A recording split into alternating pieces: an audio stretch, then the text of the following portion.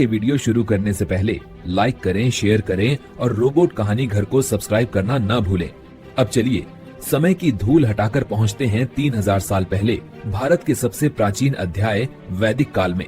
तैयार हो? कहानी शुरू होती है। बहुत समय पहले उत्तर पश्चिम दिशा से चलकर आए लोग, घोड़े, रथ, संगीत और मंत्र, यही उनका असली खजाना था।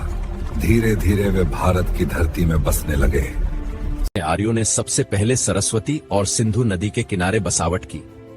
कच्चे घर, मिट्टी की खुशबू और शांत प्राकृतिक जीवन, यही था उनका पहला पड़ाव।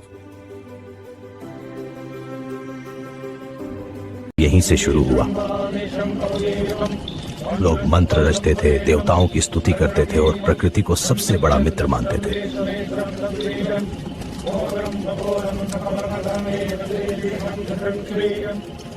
अग्नि, इंद्र, वरुण और सोम, ये उनके प्रमुख देवता थे।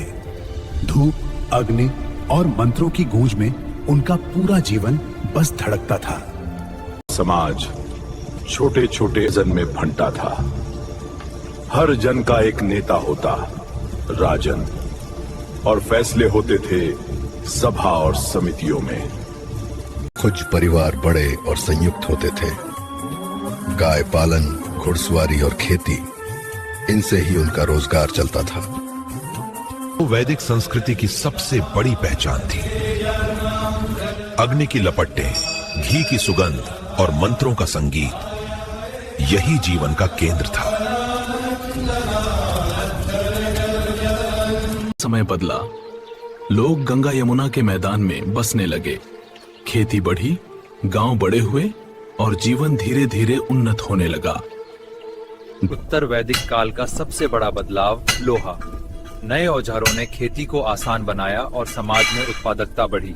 तो छोटे जन मिलकर बने जनपद, राजाओं की शक्ति बढ़ी, सेनाएं बनी और राजनीतिक व्यवस्था मजबूत हुई।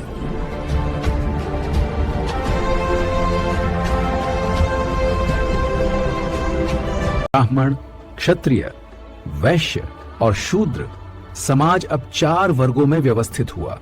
हर वर्ग की अपनी जिम्मेदारी थी।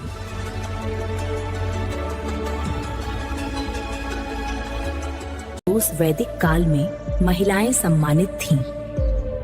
वह चर्चा करती, मंत्र पढ़ती और ज्ञान के क्षेत्र में भी आगे रहती।